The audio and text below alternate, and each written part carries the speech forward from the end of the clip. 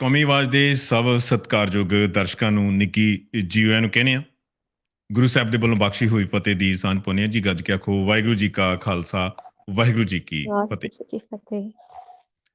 ਦਰਸ਼ਕੋ, ਦਿੱਲੀ ਦੇ ਵਿੱਚ ਚੱਲ ਰਹੇ ਕਿਰਸਾਨੀ ਸੰਘਰਸ਼ ਦੇ ਵਿੱਚ ਦੁਨੀਆ ਭਰ ਦੀਆਂ ਸਿੱਖ ਜਥੇਬੰਦੀਆਂ ਨੇ, ਖਾਸ ਕਰ ਜਿਹੜੀਆਂ ਏਰ ਜਥੇਬੰਦੀਆਂ ਨੇ, ਉਹਨਾਂ ਨੇ ਆਪਣਾ ਪੂਰਾ ਧਾਨ ਲਾਇਆ ਹੋਇਆ ਹੈ। ਉਹ ਵੱਖ-ਵੱਖ ਖੇਤਰ ਦੇ ਵਿੱਚ ਆਪਣੀਆਂ ਸਭਾਵਾਂ ਮੁਹੱਈਆ ਕਰਵਾ ਰਹੀਆਂ ਨੇ। ਪਰ ਇਸ ਵਾਰ ਸਾਨੂੰ ਇੱਕ ਚੀਜ਼ ਦੇਖਣ ਦੇ ਵਿੱਚ ਜਿਹੜੀ ਆਈ, ਉਹ ਪਿਛਲੀਆਂ ਸਭਾਵਾਂ ਦੇ ਨਾਲੋਂ ਬਹੁਤ ਵਿਲੱਖਣ ਸੀ। ਉਹ ਸੀ ਕੌਂਸਲਿੰਗ ਦੀ।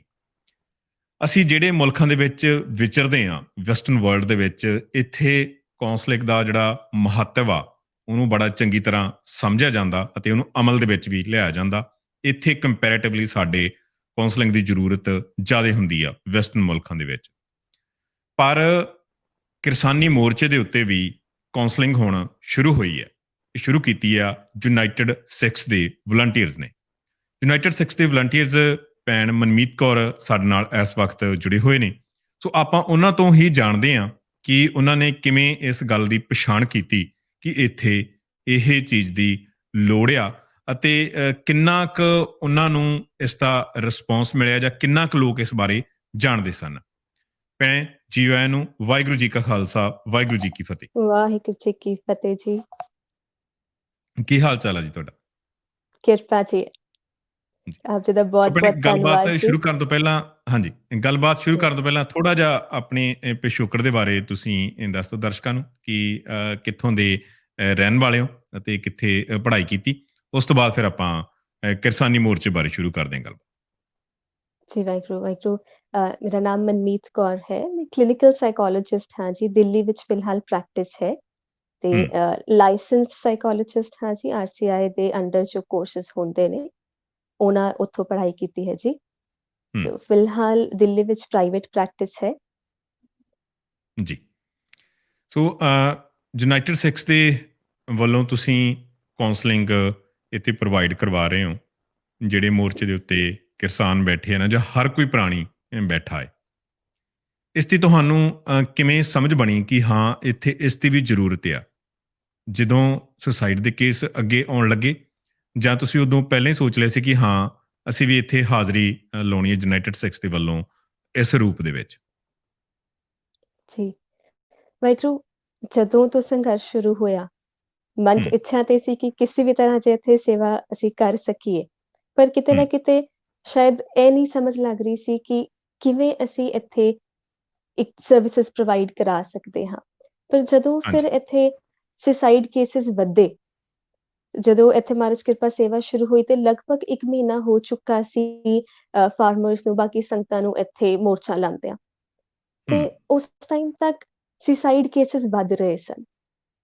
ਆਲਸੋ ਜੇ ਅਸੀਂ ਝਾਤ ਮਾਰੀਏ ਕਿ 1 ਮਹੀਨੇ ਤੱਕ ਤੁਸੀਂ ਆਪਣੇ ਘਰੋਂ ਦੂਰ, ਇਸ ਸਰਦੀ ਦੇ ਮੌਸਮ ਵਿੱਚ, ਦਿੱਲੀ ਦੀ ਸਰਦੀ ਵੈਸੇ ਹੀ ਬਹੁਤ ਫੇਮਸ ਹੈ, ਸੋ ਇਸ ਸਰਦੀ ਦੇ ਮੌਸਮ ਵਿੱਚ ਤੁਹਾਡੇ ਉੱਪਰ ਐਨਵਾਇਰਮੈਂਟਲ ਪ੍ਰੈਸ਼ਰ ਵੀ ਹੈ, ਤੁਹਾਡੇ ਉੱਪਰ ਸੋਸ਼ੋ ਪੋਲੀਟੀਕਲ ਪ੍ਰੈਸ਼ਰ ਵੀ ਹੈ, ਤੇ ਸਾਡੇ ਸਾਈਕੋਲੋਜੀਕਲ ਇਸ਼ੂਜ਼ ਅੱਗੇ ਆਣੇ ਬਹੁਤ ਜਾਇਜ਼ ਗੱਲ ਹੈ। ਸੋ ਉਹ ਸੁਸਾਈਡ ਰੇਟਸ ਦਾ ਵਧਣਾ ਇੱਕ ਸਾਡੇ ਵਾਸਤੇ ਕਹਿ ਲਓ ਇੱਕ ਪੁਸ਼ ਸੀ ਸਾਡੇ ਵਾਸਤੇ ਕਿ ਅਸੀਂ ਉੱਥੇ ਜਾ ਕੇ ਇਸ ਤਰ੍ਹਾਂ ਸੇਵਾ ਨਿਭਾਈਏ। ਜੀ। ਸੋ ਤੁਸੀਂ ਕਿਵੇਂ ਨਿਸ਼ਾਨਦੇਹੀ ਕਰਦੇ ਹੋ ਭੈਣੇ ਇਸ ਦੀ ਕਿ ਹਾਂ ਇਸ ਬੰਦੇ ਨੂੰ ਕੌਂਸਲਿੰਗ ਦੀ ਲੋੜ ਆ? ਕੀ ਤੁਹਾਨੂੰ ਲੱਛਣ ਦਿਖਦੇ ਨੇ? ਭਾਵ ਕਿ ਸਾਰਾ ਤੁਸੀਂ ਇਸ ਨੂੰ ਅਮਲ ਦੇ ਵਿੱਚ ਕਿਵੇਂ ਲਿਆਉਂਦੇ ਹੋ? ਕਿ ਜਥੇਬੰਦੀਆਂ ਤੁਹਾਨੂੰ ਦੱਸਦੀਆਂ ਨੇ ਕਿ ਹਾਂ ਸਾਡੇ ਕੋਲ ਕੋਈ ਇਸ ਤਰ੍ਹਾਂ ਦਾ ਪ੍ਰਾਣੀ ਹੈ ਕਿ ਜਿਹਨੂੰ ਕੌਂਸਲਿੰਗ ਦੀ ਲੋੜ ਆ, ਜਾਂ ਕਿਵੇਂ ਤੁਸੀਂ ਕਨੈਕਟ ਹੁੰਦੇ ਹੋ ਲੋਕਾਂ ਦੇ ਨਾਲ? ਜੀ ਵੈਸੇ ਸਭ ਤੋਂ ਪਹਿਲੇ ਜ਼ਰੂਰੀ ਹੈ ਕਿ ਅਸੀਂ ਇਸ ਤਰ੍ਹਾਂ ਦੇਖ ਕੇ ਪਛਾਣ ਨਹੀਂ ਕਰ ਸਕਦੇ ਅਨਲੈਸ ਕੋਈ ਆਪ ਇਹ ਗੱਲ ਸਮਝੇ ਕਿ ਉਹਨਾਂ ਨੂੰ ਲੋੜ ਹੈ। ਸੋ ਅਸੀਂ ਉੱਥੇ ਸਭ ਤੋਂ ਪਹਿਲੇ ਜੋ ਸਟੈਪ ਲੈ ਰਹੇ ਹਾਂ ਉਹ ਹੈ ਅਵੇਅਰਨੈਸ ਫੈਲਾਉਣ ਦਾ, ਕਿ ਦਰਅਸਲ ਮਾਨਸਿਕ ਸਿਹਤ, ਮੈਂਟਲ ਹੈਲਥ ਕੀ ਹੈ।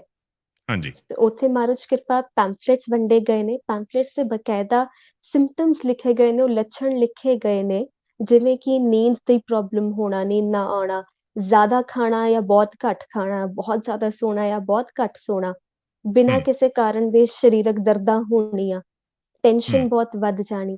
ਸੋ ਇਸ ਤਰ੍ਹਾਂ ਦੇ ਕੁਝ ਲੱਛਣ ਉੱਥੇ ਮੈਂਸ਼ਨ ਕੀਤੇ ਗਏ ਨੇ, ਜੋ ਕਿ ਇਸ ਸਿਚੁਏਸ਼ਨ ਵਿੱਚ ਫੇਸ ਕਰਨੇ ਬਹੁਤ ਇੱਕ ਨੈਚੁਰਲ ਜਿਹੀ ਗੱਲ ਹੈ। ਹੂੰ, ਸੋ ਜੇਕਰ ਉਹ ਇਸ਼ੂਜ਼ ਕਿਸੇ ਨੂੰ ਆ ਰਹੇ ਨੇ ਤੇ ਉਹ ਫਿਰ ਸਾਨੂੰ ਜਾਂ ਕਿਸੇ ਵੀ ਟੀਮ ਮੈਂਬਰ ਨੂੰ ਉੱਥੇ ਅਪਰੋਚ ਕਰ ਰਹੇ ਨੇ, ਕਿਸੇ ਵੀ ਸੇਵਾਦਾਰ ਨੂੰ ਅਪਰੋਚ ਕਰ ਰਹੇ ਨੇ ਕਿ ਸਾਨੂੰ ਹੂੰ। ਇਹ ਲੱਛਣ ਆ ਰਹੇ ਨੇ ਤੇ ਉਹ ਫਿਰ ਸਾਡੇ ਕੋਲ ਪਹੁੰਚ ਰਹੇ ਨੇ ਅਲਟੀਮੇਟਲੀ, ਤਾਂ ਕਿ ਉਹਨਾਂ ਦੀ ਉੱਥੇ ਕਾਉਂਸਲਿੰਗ ਤੇ ਬਾਕੀ ਸਾਰੇ ਜੋ ਵੀ ਪ੍ਰੋਸੀਜਰਸ ਨੇ ਉਹ ਉੱਥੇ ਸ਼ੁਰੂ ਹੋ ਸਕਣ। ਤੁਸੀਂ ਜਦੋਂ ਸਟੇਜ ਦੇ ਉੱਤੋਂ ਗੱਲ ਕਰ ਰਹੇ ਸੀ, ਤੁਸੀਂ ਉੱਥੇ ਵੀ ਥੋੜ੍ਹਾ ਜਿਹਾ ਇਹਦਾ ਜ਼ਿਕਰ ਕੀਤਾ ਕਿ ਜੀ, ਸਾਡੀ ਸੁਸਾਇਟੀ ਦੇ ਵਿੱਚ ਇੱਕ ਸੰਗ ਹੁੰਦੀ ਆ ਕਿ ਅਸੀਂ ਦੱਸਦੇ ਨਹੀਂ ਜਦੋਂ ਕਿਤੇ ਅੰਦਰੋਂ ਅਸੀਂ ਉਦਾਸ ਹੁੰਦੇ ਹਾਂ ਜਾਂ ਦੁਖੀ ਹੁੰਦੇ ਹਾਂ। ਸੋ ਜੀ। ਤੁਹਾਨੂੰ ਕਿੰਨਾ ਕੁ ਕੋਪ ਕਰਨਾ ਪੈਂਦਾ ਇਹਨਾਂ ਚੀਜ਼ਾਂ ਦੇ ਨਾਲ ਕਿ ਜਦੋਂ ਕੋਈ ਥੋੜ੍ਹਾ ਦੱਸ ਦਿੰਦਾ ਕਿ ਹਾਂ ਮੈਂ ਕਾਉਂਸਲਿੰਗ ਕਰਾਉਣੀ ਆ, ਫਿਰ ਉਹ ਕਿਵੇਂ ਆਪਣੇ ਮਨ ਦੀਆਂ ਗੱਲਾਂ ਖੋਲ ਕੇ ਦੱਸਦਾ, ਇਸ ਦੇ ਬਾਰੇ ਥੋੜ੍ਹਾ ਦੱਸੋ?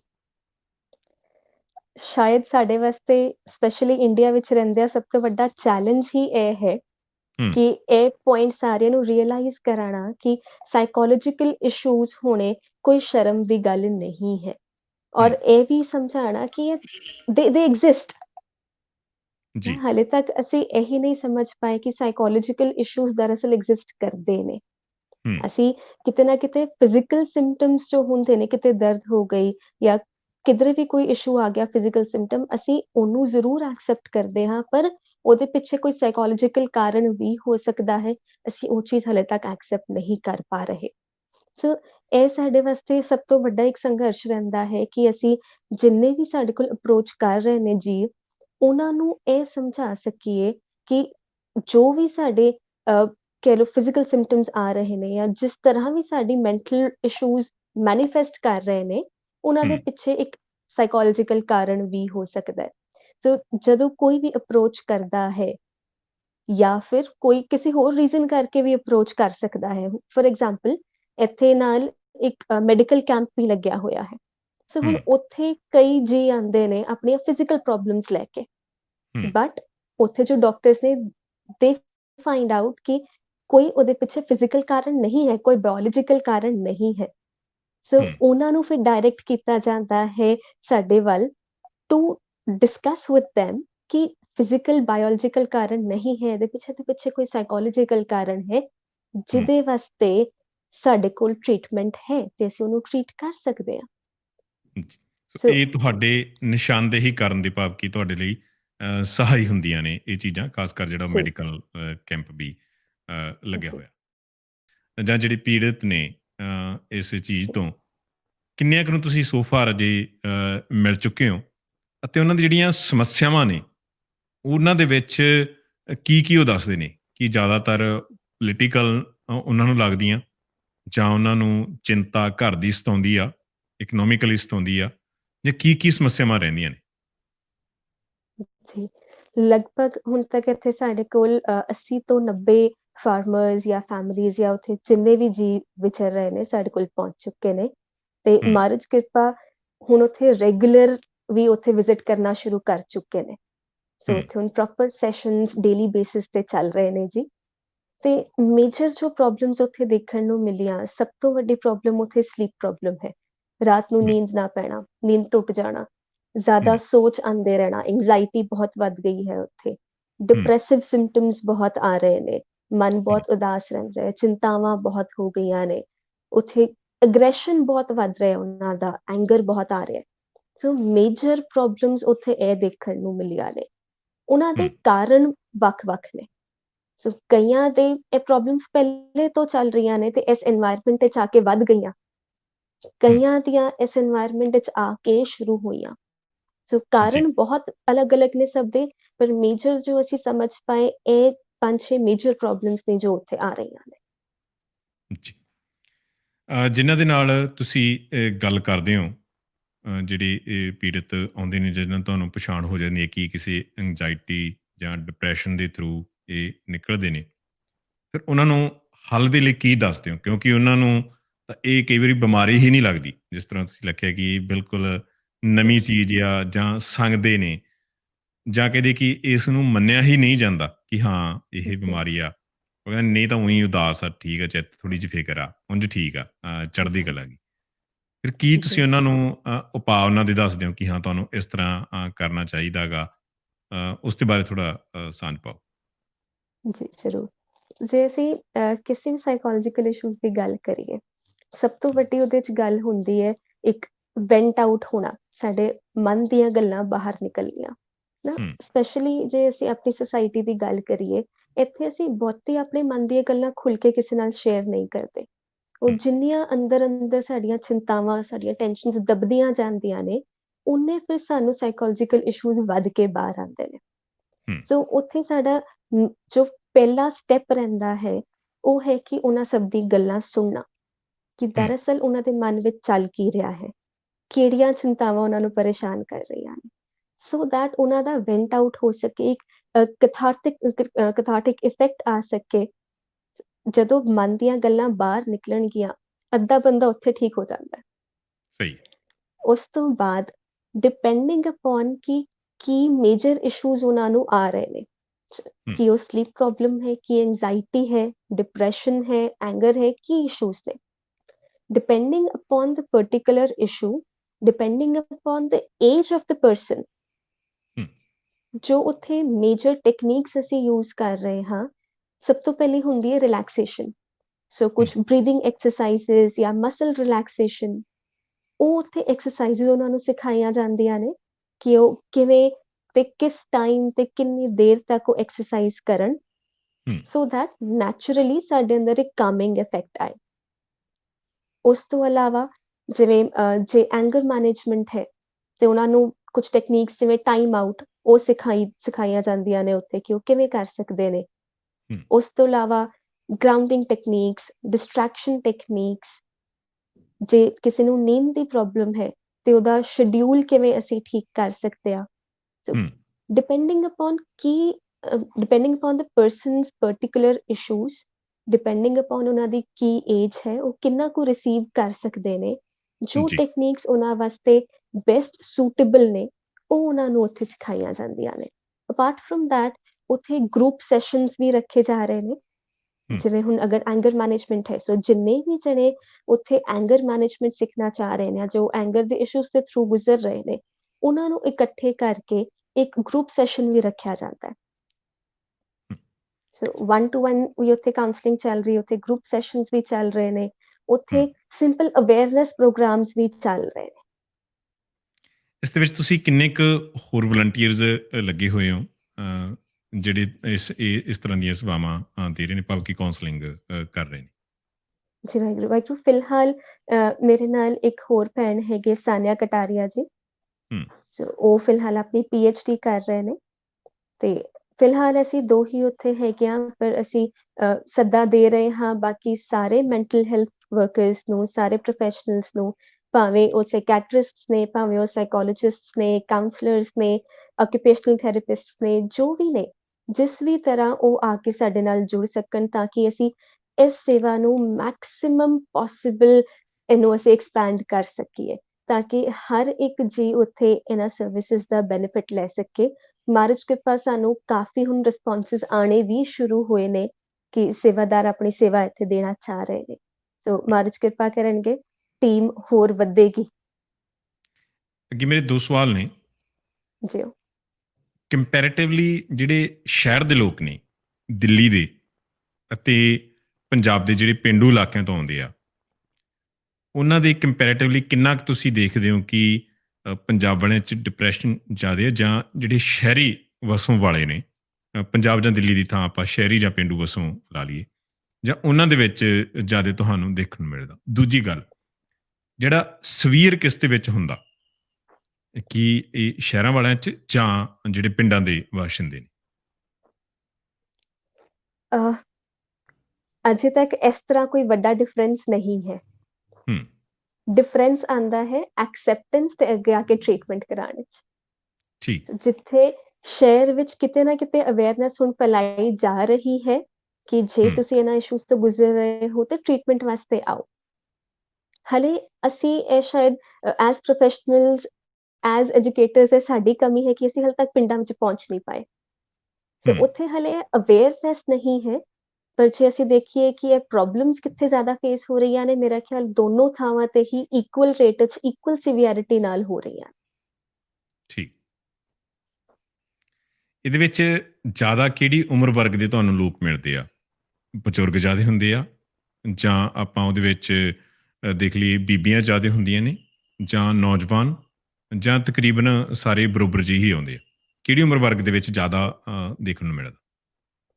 ਜੇ ਅਸੀਂ ਪਾਰਟਿਕੂਲਰਲੀ ਫਾਰਮਰਸ ਪ੍ਰੋਟੈਸਟ ਦੀ ਗੱਲ ਕਰੀਏ, ਤੇ ਹੂੰ। ਉੱਥੇ ਪਾਰਟਿਸਿਪੇਸ਼ਨ ਹੀ ਜ਼ਿਆਦਾਤਰ ਕਹੀਏ ਤੇ ਬਜ਼ੁਰਗ ਮੇਲਸ ਦਾ ਜ਼ਿਆਦਾ ਹੈ ਉੱਥੇ, ਠੀਕ। ਜਾਂ ਫਿਰ ਮਿਡਲ ਏਜਡ ਮੇਲਸ ਦਾ। ਸੋ ਹੂੰ। ਨੈਚੁਰਲੀ ਜੋ ਉੱਥੇ ਸਾਡੇ ਕੋਲ ਵਿਜ਼ਿਟ ਕਰ ਰਹੇ ਨੇ, ਉਹ ਇਸ ਏਜ ਗਰੁੱਪ ਦੇ ਜ਼ਿਆਦਾ ਨੇ, ਪਰ ਅਸੀਂ ਇਹ ਹੂੰ। ਨਹੀਂ ਕਵਾਂਗੇ ਕਿ ਬਾਕੀ ਏਜ ਗਰੁੱਪਸ ਤੇ ਆ ਨਹੀਂ ਰਹੇ। ਕਈ ਹੂੰ। ਨੌਜਵਾਨ ਵੀ ਸਾਡੇ ਕੋਲ ਪਹੁੰਚ ਰਹੇ ਨੇ, ਬੱਚੇ ਵੀ ਸਾਡੇ ਕੋਲ ਪਹੁੰਚ ਰਹੇ। ਪਰ ਉੱਥੇ ਅਸੀਂ ਜੇ ਨੈਚੁਰਲ ਇੱਕ ਡਿਸਟ੍ਰੀਬਿਊਸ਼ਨ ਦੇਖੀਏ, ਉੱਥੇ ਜਿੰਨੇ ਵੀ ਵਿਟਨੈਸ ਕਰ ਰਹੇ ਨੇ, ਜਿੰਨੇ ਵੀ ਮੋਰਚੇ ਤੇ ਬੈਠੇ ਨੇ, ਉਹ ਜ਼ਿਆਦਾਤਰ ਮਿਡਲ ਏਜਡ ਜਾਂ ਫਿਰ ਐਲਡਰਲੀ ਪੋਪੂਲੇਸ਼ਨ ਮੇਲਸ ਉੱਥੇ ਜ਼ਿਆਦਾ ਨੇ। ਹੂੰ। ਇਹ ਮੈਨੂੰ ਲੱਗਦਾ ਜਿਹੜਾ ਬਰਾ 2020 ਦਾ, ਇਹਨੂੰ ਦੁਨੀਆ ਦੇ ਭਰ ਦੇ ਵਿੱਚ ਮਾਨਸਿਕ ਰੋਗਾਂ ਦੇ ਨਾਲ ਜੁੜਿਆ ਭਰਿਆ ਵੀ ਮੰਨਿਆ ਜਾਊਗਾ, ਕਿਉਂਕਿ ਇਸ ਪੈਂਡੈਮਿਕ ਨੇ ਦੁਨੀਆ ਭਰ 'ਚ ਲੋਕਾਂ ਨੂੰ ਘਰੇ ਤਾੜ ਕੇ ਰੱਖਿਆ।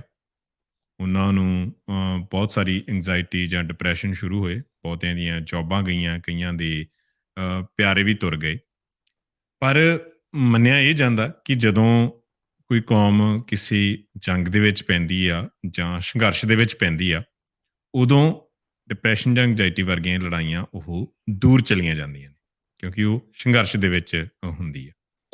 ਸੋ ਇੱਥੇ ਤੁਹਾਨੂੰ ਉਹ ਚੀਜ਼ ਕਿਵੇਂ ਦਿਖ ਰਹੀ ਹੈ ਕਿ ਜੋ ਸੰਘਰਸ਼ ਦੇ ਵਿੱਚ ਜਦੋਂ ਕੋਈ ਪੋਜ਼ਿਟਿਵਿਟੀ ਆਉਂਦੀ ਆ, ਉੱਥੇ ਉਹਨਾਂ ਨੂੰ ਹੋਰ ਸਟਰੋਂਗ ਕਰਦੀ ਆ? ਜਿੱਥੇ ਥੋੜੀ ਨੈਗੇਟਿਵਿਟੀ ਆਉਂਦੀ ਹੈ ਕਿ ਉੱਥੇ ਹੀ ਉਹ ਡਿਪਰੈਸ਼ਨ ਦੇ ਵਿੱਚ ਜਾਂਦੇ ਆ? ਇਸ ਤਰ੍ਹਾਂ ਦੀ ਕੋਈ ਤੁਸੀਂ ਚੀਜ਼ ਦੇਖੀ, ਜਾਂ ਜੇ ਬਹੁਤ ਅਰਲੀ ਹੋਊ ਇਹਨੂੰ ਇਸ ਤਰ੍ਹਾਂ ਡਿਸਾਈਡ ਕਰਨਾ? ਜੀ, ਕੀ ਹੁੰਦਾ ਹੈ ਕਿ ਜਦੋਂ ਵੀ ਅਸੀਂ ਸੰਘਰਸ਼ ਵਿੱਚ ਹੁੰਦੇ ਆ ਨਾ, ਦੋ ਚੀਜ਼ਾਂ ਸਾਡੇ ਅੰਦਰ ਕੰਮ ਕਰਦੀਆਂ ਨੇ। ਹੂੰ। ਇੱਕ ਉਹ ਮੋਟੀਵੇਸ਼ਨ, ਇੱਕ ਰੈਜ਼ਿਲੀਅੰਸ ਕਿ ਨਹੀਂ, ਅਸੀਂ ਇੱਥੇ ਜਿਸ ਕੰਮ ਲਈ ਬੈਠੇ ਹਾਂ, ਜਿਸ ਕੰਮ ਲਈ ਅਸੀਂ ਸੰਘਰਸ਼ ਕਰ ਰਹੇ ਹਾਂ, ਕੋਈ ਵੀ ਦੁਨੀਆ ਦੀ ਤਾਕਤ ਸਾਨੂੰ ਪਿੱਛੇ ਨਹੀਂ ਹਟਾ ਸਕਦੀ ਇਸ ਤੋਂ। ਹੂੰ। ਪਰ ਉਹ ਸੰਘਰਸ਼ ਕਰਦਿਆਂ ਕਰਦਿਆਂ ਹੀ ਸਾਡੇ ਅੰਦਰ ਸਾਈਕੋਲੋਜੀਕਲ ਇਸ਼ੂਜ਼ ਆਉਂਦੇ ਨੇ। ਹੂੰ। ਬਹੁਤ ਨੈਚੁਰਲ ਹੈ ਜਦੋਂ ਅਸੀਂ ਆਪਣੇ ਘਰ ਤੋਂ ਇੰਨੀ ਦੂਰ ਰਹੀਏ ਤੇ ਸਾਡੇ ਮਨ 'ਚ ਇੱਕ ਉਦਾਸੀ ਰਹਿਣੀ। ਬਹੁਤ ਨੈਚੁਰਲ ਹੈ ਜਦੋਂ ਅਸੀਂ ਆਪਣੇ ਹਿਊਮਨ ਰਾਈਟਸ ਲਈ ਲੜ ਰਹੇ ਹੋਈਏ, ਆਪਣੇ ਹਿਊਮਨ ਹੂੰ। ਰਾਈਟਸ ਲਈ ਉੱਥੇ ਖੜੇ ਹੋਈਏ, ਤੇ ਮਨ ਵਿੱਚ ਇੱਕ ਐਂਗਜ਼ਾਇਟੀ ਆਣੀ ਕਿ ਪਤਾ ਨਹੀਂ ਅੱਗੇ ਕੀ ਹੋਏਗਾ। ਇੱਥੇ ਜਿੰਨੇ ਵੀ ਫਾਰਮਰਸ ਅਸੀਂ ਦੇਖੀਏ, ਜ਼ਿਆਦਾਤਰ ਜਿੰਨੇ ਆਏ ਨੇ, ਸਭ ਦਾ ਇੱਕੋ ਕਹਿਣਾ ਹੈ ਕਿ ਜਾਂ ਤੇ ਇੱਥੋਂ ਜਿੱਤ ਕੇ ਜਾਵਾਂਗੇ ਜਾਂ ਸ਼ਹੀਦ ਹੋ ਕੇ ਜਾਵਾਂਗੇ। ਹੂੰ। ਸੋ ਉਹ ਇੱਕ ਐਸਪੈਕਟ, ਸਿਰਫ ਇੰਨਾ ਐਸਪੈਕਟ ਹੀ ਤੁਹਾਡੇ ਅੰਦਰ ਕਿੰਨੀਆਂ ਕੁ ਉੱਪਰ ਥੱਲੇ ਕਰ ਦਿੰਦਾ ਇਮੋਸ਼ਨਸ, ਅਸੀਂ ਹਲੇ ਨਹੀਂ ਸਮਝ ਪਾਵਾਂਗੇ। ਪਰ ਹੂੰ। ਜਦੋਂ ਇਹ ਸੰਘਰਸ਼, ਮਾਰਚ ਕਿਰਪਾ, ਜਦੋਂ ਇਹ ਖਤਮ ਹੋਏਗਾ ਸੰਘਰਸ਼, ਤਾਂ ਸਾਨੂੰ ਕਿਤੇ ਨਾ ਕਿਤੇ ਸਾਹਮਣੇ ਆਉਣਾ ਸ਼ੁਰੂ ਹੋਏਗਾ ਕਿ ਅਸੀਂ ਕਿਸ ਸਾਈਕੋਲੋਜੀਕਲ ਇਸ਼ੂ ਦੇ ਥਰੂ ਗੁਜ਼ਰੇ ਹਾਂ। ਜੀ। ਜ਼ਰੂਰੀ ਹੈ ਕਿ ਅਸੀਂ ਇਸ ਸੰਘਰਸ਼ ਤੇ ਚਲਦਿਆਂ ਹੀ ਜੇ ਉਹਨਾਂ ਸਾਰੇ ਇਮੋਸ਼ਨਸ ਨੂੰ ਅਸੀਂ ਬੈਲੈਂਸ ਕਰ ਸਕੀਏ, ਜਿੰਨੇ ਵੀ ਅਸੀਂ ਤਕਲੀਫਾਂ ਦੇ ਥਰੂ ਗੁਜ਼ਰ ਰਹੇ ਹਾਂ, ਜੇ ਅਸੀਂ ਉਹਨਾਂ ਦਾ ਟ੍ਰੀਟਮੈਂਟ ਇਹ ਸੰਘਰਸ਼ ਚਲਦਿਆਂ ਹੀ ਕਰ ਸਕੀਏ, ਸੋ ਦੈਟ ਹੂੰ। ਬਾਅਦ ਦੀ ਜੋ ਸਾਡੀ ਲਾਈਫ ਹੋਏਗੀ, ਉਹ ਅਸੀਂ ਪੀਸਫੁਲੀ ਜੀ ਸਕੀਏ। ਜੀ। ਜੀ ਭੈਣੇ, ਤੁਹਾਡਾ ਬਹੁਤ ਬਹੁਤ ਧੰਨਵਾਦ। ਤੁਸੀਂ ਸਮਾਂ ਕੱਢਿਆ ਕੌਮੀ ਆਵਾਜ਼ ਦੇ ਲਈ। ਇੱਕ ਦੋ ਰਾਈਟ। ਹੋਰ ਵੀ ਸਵਾਲ ਨੇ ਜਿਹੜੇ ਫਿਊਚਰ ਜੀ। ਦੇ ਵਿੱਚ ਡਿਸਕਸ ਕਰਨ ਦੀ ਕੋਸ਼ਿਸ਼ ਕਰਾਂਗੇ। ਅਸੀਂ ਦਰਸ਼ਕਾਂ ਨਾਲ ਪਹਿਲਾਂ ਜੀ। ਵੀ ਵਾਅਦਾ ਕੀਤਾ ਹੋਇਆ। ਉਹ ਖਾਸ ਕਰ ਸੁਸਾਈਡ ਦੇ ਨਾਲ ਹੀ ਸੰਬੰਧਿਤ ਨੇ। ਮੈਂ ਇੱਥੇ ਮੈਂਸ਼ਨ ਇੱਕ ਵਾਰ ਉਹ ਫੇਰ ਕਰ ਦੇਣਾ, ਉਸ ਤੋਂ ਬਾਅਦ ਤੁਹਾਡੇ ਤੋਂ ਆਪਾਂ ਵਿਦਾ ਲਵਾਂਗੇ। ਜ਼ਰੂਰ। ਲਹਿੰਦੇ ਪੰਜਾਬ ਤੋਂ ਇੱਕ ਨੌਜਵਾਨ ਪੰਜਾਬੀ ਐਕਟਿਵਿਸਟ ਨੇ, ਅੰਜੁਮ ਗਿੱਲ। ਉਹਨਾਂ ਨੇ ਆਰਟੀਕਲ ਲਿਖਿਆ ਸੀ ਕਿ ਪੰਜਾਬ ਦੇ ਵਿੱਚ ਜਿਹੜੇ ਚੜ੍ਹਦੇ ਪੰਜਾਬ ਦੇ ਕਿਸਾਨ ਨੇ, ਉਹ ਲਹਿੰਦੇ ਪੰਜਾਬ ਦੇ ਕਿਸਾਨ ਦੇ ਨਾਲੋਂ ਜ਼ਿਆਦਾ ਖੁਸ਼ਹਾਲ ਨੇ ਕੰਪੈਰੇਟਿਵਲੀ ਹਰ ਇੱਕ ਚੀਜ਼ ਦੇ ਵਿੱਚ। ਉਹਨੇ ਸਵਾਲ ਪੁੱਛਿਆ ਸੀ ਚੜ੍ਹਦੇ ਵਾਲਿਆਂ ਨੂੰ ਕਿ ਫਿਰ ਖੁਦਕੁਸ਼ੀਆਂ ਕਿਉਂ ਹੋ ਰਹੀਆਂ ਨੇ, ਅਤੇ ਜ਼ਿਆਦਾਤਰ ਖੁਦਕੁਸ਼ੀਆਂ ਵੀ ਪੰਜਾਬ ਦੇ ਮਾਲਵਾ ਰੀਜਨ ਦੇ ਵਿੱਚ ਹੁੰਦੀਆਂ ਨੇ। ਇੱਕ ਕਾਫੀ ਵੱਡਾ ਸਵਾਲ ਆ, ਜਿਹਨੂੰ ਭਵਿੱਖ ਦੇ ਵਿੱਚ ਕਦੇ ਫਿਰ ਖੋਲ੍ਹਣ ਦੀ ਕੋਸ਼ਿਸ਼ ਕਰਾਂਗੇ। ਰੱਬ ਕਰਕੇ ਸੰਘਰਸ਼ ਅਸੀਂ ਜਿੱਤੀਏ ਤੇ ਉਸ ਤੋਂ ਬਾਅਦ ਇਹਦਾ ਵੀ ਅਸੀਂ ਐਨਾਲਿਸਿਸ ਕਰਨ ਦੀ ਕੋਸ਼ਿਸ਼ ਕਰਾਂਗੇ ਪੋਸਟ ਸਟਰਗਲ।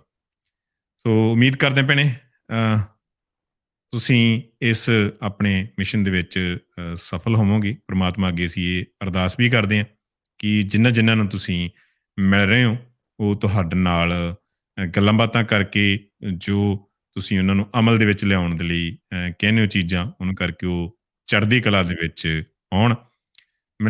ਦੁਨੀਆ ਭਰ ਦੇ ਵਿੱਚ ਜੇ ਵਨ ਵਰਡ ਹੈਗਾ ਡਿਪਰੈਸ਼ਨ ਤੋਂ ਬਾਹਰ ਨਿਕਲਣ ਦਾ, ਜਿੱਥੇ ਆਪਾਂ ਕਹਿ ਸਕਦੇ ਹਾਂ ਕਿ ਡਿਪਰੈਸ਼ਨ ਤੋਂ ਬਾਹਰ ਆ, ਉਹ ਸ਼ਾਇਦ ਸਾਨੂੰ 500 ਸਾਲ ਪਹਿਲਾਂ ਦੇ ਮਿਲਿਆ ਹੋਇਆ ਚੜ੍ਹਦੀ ਕਲਾ। ਸੋ ਬਿਲਕੁਲ ਜੀ। ਇਹ ਚੜ੍ਹਦੀ ਕਲਾ ਹੀ ਲਈ ਹੀ ਤੁਸੀਂ ਸਾਰੇ ਕਾਰਜ ਕਰ ਰਹੇ ਹੋ। ਸੋ ਪ੍ਰਮਾਤਮਾ ਤੁਹਾਨੂੰ ਵੀ ਸਾਰਿਆਂ ਨੂੰ ਚੜ੍ਹਦੀ ਕਲਾ ਬਖਸ਼ੇ, ਤੁਹਾਨੂੰ ਅਤੇ ਦੂਜੇ ਭੈਣ ਹੋਰਾਂ ਨੂੰ ਵੀ।